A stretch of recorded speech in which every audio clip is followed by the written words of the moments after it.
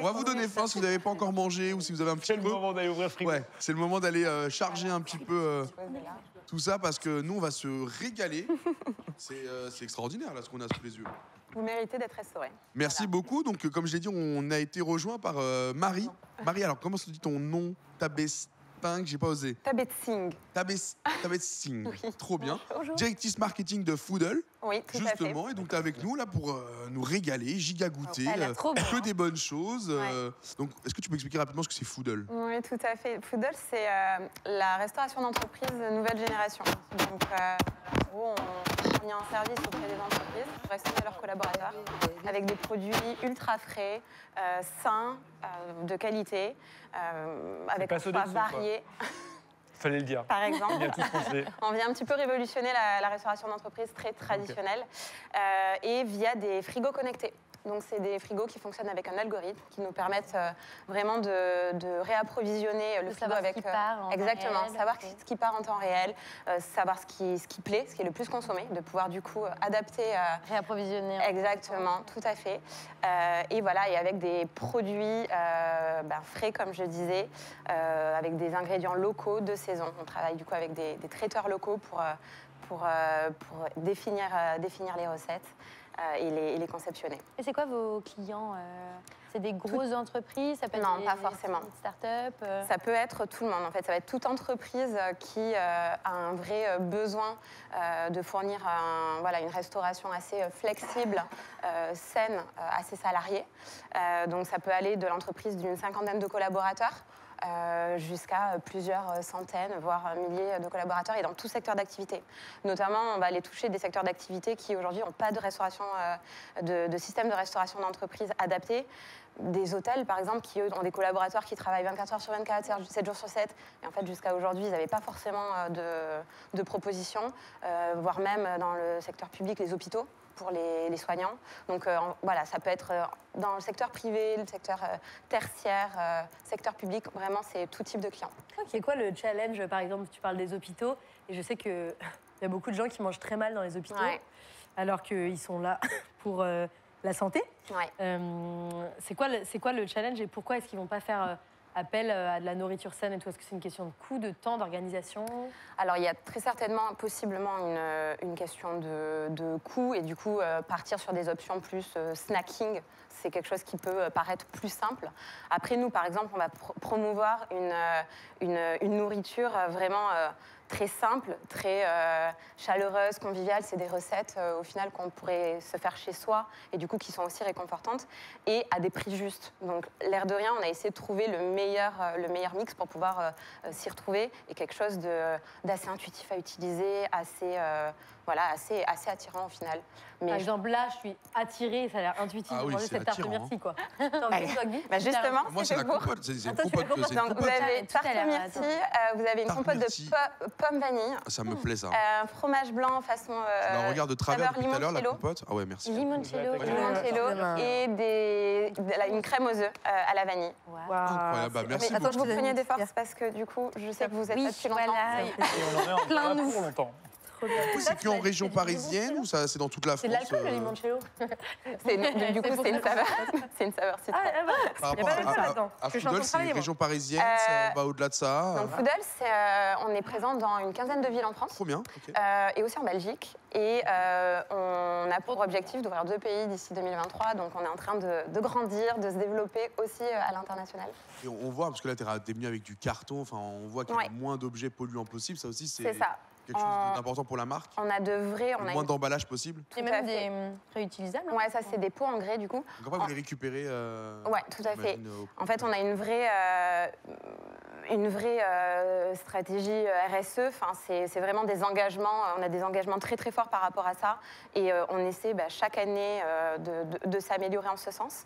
On a d'ailleurs fait, par exemple, notre bilan carbone sur l'année 2020, défini un plan d'action qui va en conséquence. Tous nos packaging, on les retravaille. L'objectif, c'est d'avoir des packaging composés de matériaux 100% compostables. Donc là, vous voyez, ce sont des packaging en pulpe de canne. On a des couverts jetables qui, eux, sont faits à base d'amidon de maïs. Donc ça aurait pu aller dans notre compost. Exactement, tout à fait. Et t'as vu là ce qu'on a goûté? Les fourchettes comestibles? Bah, j'ai pas vu, j'étais dehors, mais j'irai revoir après. À penser. Mais d'accord, fourchette comestible. Ouais. Ça peut être clairement C'était pas une mal, bonne idée aussi. Ouais, c'est super. C'était la meilleure fourchette que j'ai jamais mangée de ma Mais vie. en vrai, ouais, ça fait C'était bon. accompagnant. J'avais jamais mangé de fourchette dans ma Ça vie. fait petit biscuit. C'est ton petit morceau de pain presque. C'est incroyable. J'avais fait ça avec des pailles, moi, mais pas fort. découvert. Et surtout, là, on essaie de faire passer tous nos clients sur des contenants réutilisables, donc des consignés en verre.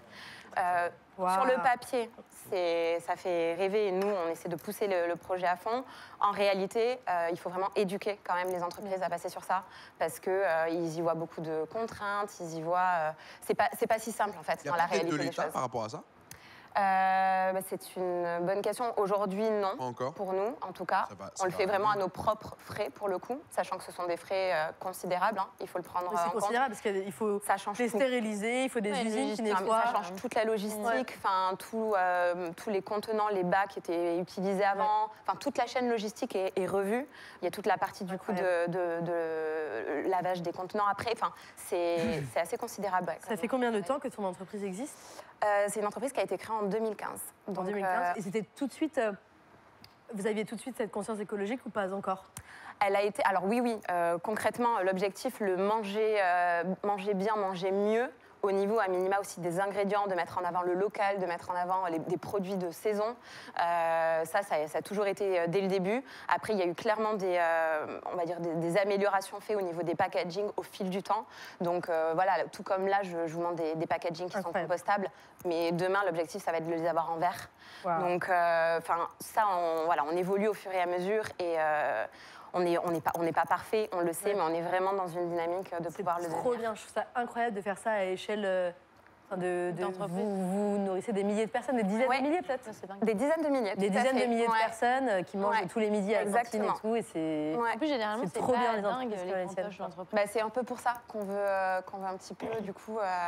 révolutionner cette partie-là et dire mais en fait si la cantine d'entreprise ça paraît un petit peu c'est pas sexy pas sexy, ça donne pas envie, mais en fait dire demain tu peux te régaler à ton boulot à prix juste et avec bons produits. Et avec des bons produits. C'est toujours des repas frais, c'est toujours des de saison. On a de très bons taux de satisfaction. Voilà, on essaie d'apporter une vraie expérience en fait, pas juste non plus on vous fournit que à manger, mais en fait d'apporter une expérience dans les entreprises, de les éduquer sur plein de sujets. On fait la semaine du développement durable, on a fait vraiment de les éveiller sur des sujets. Ouais, comme la semaine mexicaine. C'est ça, mais du coup sur des sujets qui sont assez proches aussi de nos valeurs. Mais ouais, exactement. Et alors moi j'ai une question super détaillée. Ouh là là. Mais des emballages compostables alors que personne ne fait le compost, ça sert à quoi? Alors, ce qu'il faut savoir, c'est que donc nous, on travaille aussi avec des organismes de tri, donc qui vont nous permettre, on va composter à la fois donc ces emballages-là, à la fois aussi les restes alimentaires pour éviter trop le gaspillage. Et du coup, on va travailler avec des organismes, notamment un programme spécifique avec un certain organisme, je ne sais pas si on va retenir tous les organismes, qui va reverser du coup les composts à des agriculteurs. Wow. Donc on travaille vraiment avec des filières qui sont spécialisées, qui permettent de retravailler les déchets. Ouais, tout à fait. Vous éduquez aussi les entreprises sur où jeter quoi? Oui, on essaie, quand on peut, on essaie même de leur fournir avec les partenaires qu'on a des solutions de poubelles, de déchets, etc. Ça, c'est vraiment quand on le peut. Dans beaucoup de cas, elles ont déjà elles-mêmes intégré en fait, des prestataires à ce niveau-là, mais à minima, on leur partage exactement ce type de Tu as raison de poser la question, Swan, parce qu'on en voit de plus en plus des contenants compostables, même des emballages, des trucs pour les colis aussi. Et c'est vrai que tout le monde n'a pas un... Enfin, moi, la première, je n'avais pas de compost chez moi. Donc, c'est bien. On travaille avec les bons organismes de tri, effectivement. Donc, du coup, ils partent dans le tri... classique. Ouais, normal, ouais, je vois tout à fait. Mais du coup, il faut, en fait, comme quoi, il ne faut pas être que sur un morceau de la chaîne, mais en fait, il faut pouvoir arriver à apporter une solution sur l'intégralité pour avoir un vrai impact, quoi, au C'est final. bon, on est conquis. Est-ce que c'est bon? C'est trop bon. La tarte à la myrtille, j'ai adoré. La tarte aux myrtilles, C'est incroyable. Le truc au limoncello, c'est incroyable. 100% de succès. J'espère vraiment qu'il n'y avait pas d'alcool parce que ça avait le goût de l'alcool. J'ai adoré. Non, il n'y a pas. On ne met pas d'alcool dans les entreprises. Et comment c'est d'être... Attends, il faut que je me taise. Je me tais. C'est intéressant.